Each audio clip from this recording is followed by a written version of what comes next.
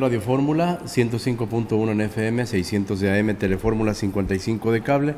Hoy, 25 de noviembre, se conmemora el Día Internacional de la Lucha contra la Violencia hacia la Mujer. Esta efeméride surge con las hermanas Mirabal allá en República Dominicana. Esto a través de un régimen autoritario en esa época. Y años después, en nuestro país, seguimos repitiendo cotidianamente los mismos dramas de violencia hacia las mujeres. Nos acompaña aquí en el estudio Elizabeth Fuente López. Ella nos quiere contar su historia con respecto a este tema, la violencia intrafamiliar de parte de su ex esposo Eduardo Ríos Novelo. Hoy lo veíamos en una publicación en un periódico local y ella pues quería compartir esto con otras mujeres que también son víctimas de la violencia y cómo fue avanzando esta situación hasta el momento. Elizabeth, gracias por estar aquí y por confiarnos esta historia y a toda la gente que nos está escuchando en radio y en Telefórmula. Platícanos cómo ocurrió esto, cómo empezó todo esto. Pues yo me casé muy chiquita, me casé a los 17 años con Eduardo Ríos. Estuvimos casados durante 13 años. La violencia existió en el matrimonio en todos los sentidos. Quizás en ese momento no me daba cuenta porque fue de muchas maneras, ¿no? En un momento dado fue como que haciéndome sentir menos porque la diferencia socioeconómica en las familias, ¿no? En la educación pues no mucho. Pero la diferencia económica entre las familias era algo. O sea, el primer aspecto era una violencia, digamos, económica, el sentirte que dependías de él económicamente. Sí, en todos los sentidos así fue siempre. Hasta cierto punto se me hizo muy normal, porque pues era mi esposo. Y pues ¿Y sigue funcionando aquella idea tonta de nuestros padres? Digo, a veces la ignorancia de que este es el esposo que Dios te dio y tienes que respetarlo hasta la muerte. Así es. ¿En eso pensabas tú en ese entonces? Así es, y así te enseñan. Pues viene el ejemplo de mi madre, que mis papás hasta la fecha pues siguen casados. Obviamente pues una se calla muchísimas cosas, otras cosas como que no les das la importancia de vida en su momento. Pero son foquitos que se van encendiendo uno tras otro, poco a poco. Así es, y desgraciadamente una por ignorancia y por lo que vive, también a veces por comodidad, por no querer perder esa comodidad, dentro de la que vive deja avanzar las cosas. Y otras veces por miedo a tantas cosas, quizás miedo a la economía, miedo a la calle, miedo al que dirán. A todo, porque no estás acostumbrada a lo que es la vida en el exterior, ¿no? Simplemente a sobrevivir allá afuera, ¿no? Así es.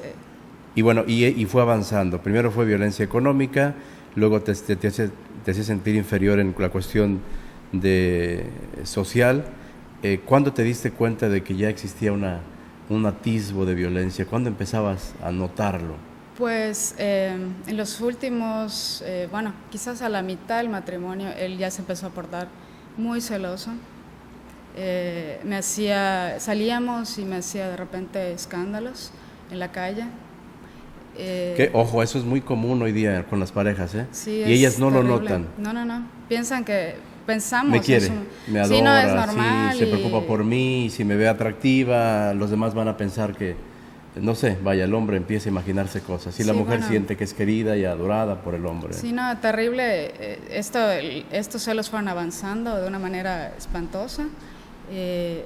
Yo pues con mi hija, tengo una hija de 15 años, prácticamente crecimos juntas, porque yo era una niña cuando la tuve, y andábamos siempre juntas y siempre estaba donde tenía que estar yo, y de repente eran llamadas por teléfono todo el día, y de repente me iba yo al súper y llegaba él, y cosas así, ¿no? Te buscaba sorprenderte en cualquier lado. Así es, ese tipo de violencia, y pues... Bueno, y esto fue en ascenso. ¿Qué hiciste ante todo eso? Pues... ¿Hablaste con él? ¿Intentaste huir del Intenté hablar con él, intenté razonar, le demostraba que en realidad pues no existía nada de todo este tipo de cosas que él pensaba, pero pues era inútil y él no me decía nada, sino que simplemente actuaba de esta manera. Y en vez de decirme o preguntarme, siempre se imaginaba y hacía este tipo de cosas. Sacaba conclusiones. Así es, hasta que yo me enteraba por otros lados de qué era lo que él pensaba. O qué pretendía, ¿no? Así es. ¿Vinieron golpes después? Sí hubieron ocasiones de violencia ya física.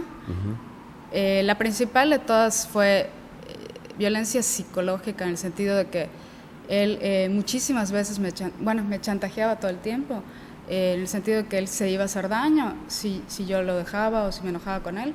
Muchas veces se tomó pastillas, hacía como que ya se iba a suicidar. Se iba a abandonar, Ajá, exactamente. Y por tu culpa.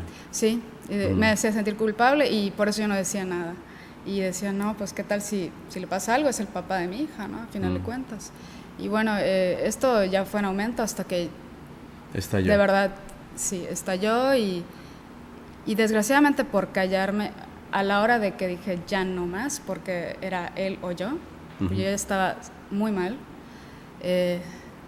a la hora de verdad hablar, como nunca me quejé, como nunca dije nada, fue muy difícil que la gente me crea. ¿Te creyera? Muy, muy difícil. ¿Le creía más a él? Le creían a él, así es. Oye, y ¿pudiste divorciarte? ¿Qué hiciste? ¿Lo denunciaste? Porque luego me decías que vinieron golpes, ya vinieron otro tipo de agresiones, así es. Incluso de la propia familia. Sí, no, la familia de él es una familia muy difícil, una familia podemos decir, de las ideología yucateca, quizás. Sí, clasista. Muy clásica, sí. Ajá, exactamente. De esa casta divina, etcétera, ¿no? Así es. Que hay muchas bueno, también. Terriblemente, yo nunca me sentí aceptada y el día que me decidí a decirlo de esta manera, ese día perdí todo. Te sacaron de la herencia familiar completamente.